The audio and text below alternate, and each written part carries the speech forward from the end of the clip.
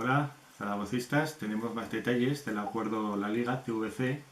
dados por Marc Menchen, economista, y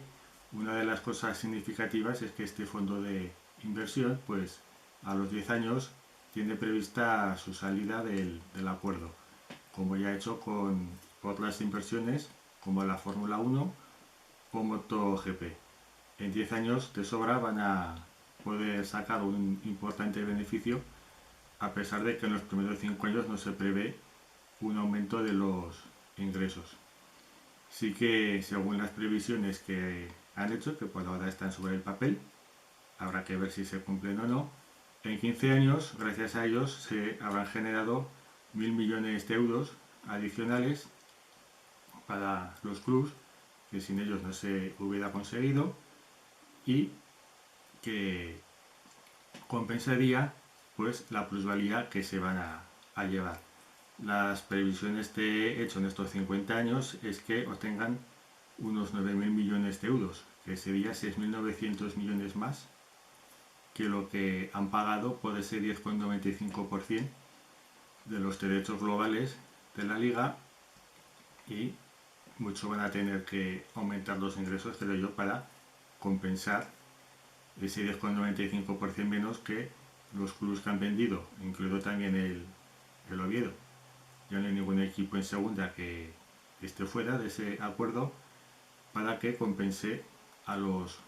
clubes. Más parece un rescate, tomar rápidamente un dinero y luego el que venga de atrás, pues bueno, pues ya se las apañará. Sí que es verdad que los últimos contratos de televisión de las principales ligas pues han bajado, lo que me parece normal en este contexto de COVID y de crisis desde 2008. Tampoco era muy normal que siguieran subiendo tanto los contratos de televisión. Y bueno, podemos comparar que en el periodo 2019-22 la liga tiene 3.421 millones de euros de televisión. La Premier League, que lleva muchos más años trabajando esto, sus clubes están más profesionalizados,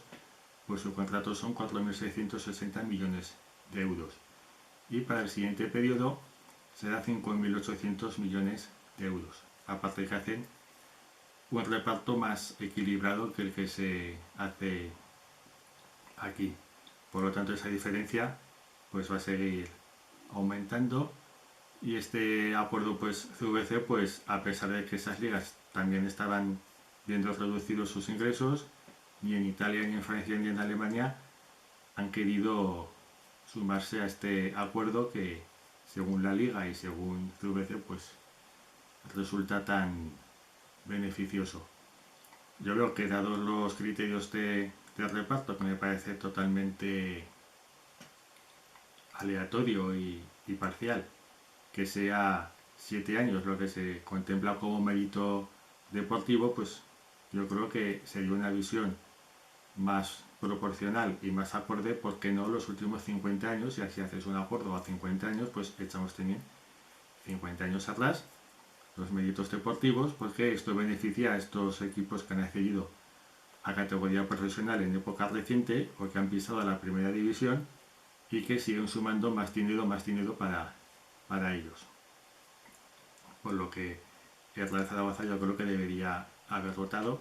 en contra. No le veo que ese dinero que le van a dar le suponga gran cosa, y sería una buena manera de mostrar su desconformidad, por ejemplo,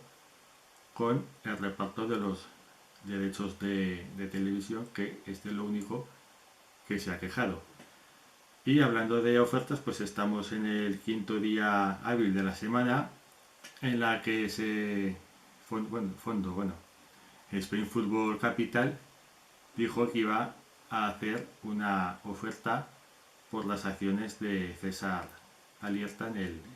el Real Zaragoza. Ya no es por todo lo de la fundación, sino solo el paquete de César Alierta.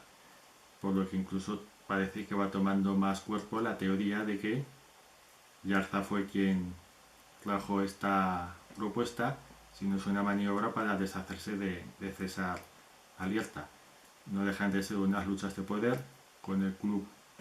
de por medio como pagano y en las que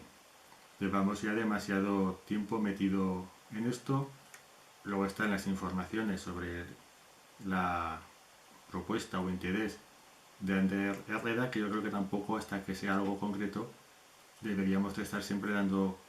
pábulo y promocionando rumores que generan una cierta ilusión, porque es una persona que yo creo que crearía consenso, con la que la gente se sentiría identificada, pero que mientras no entre en el club, yo creo que debería de esas informaciones pues atemperarse. Pero bueno,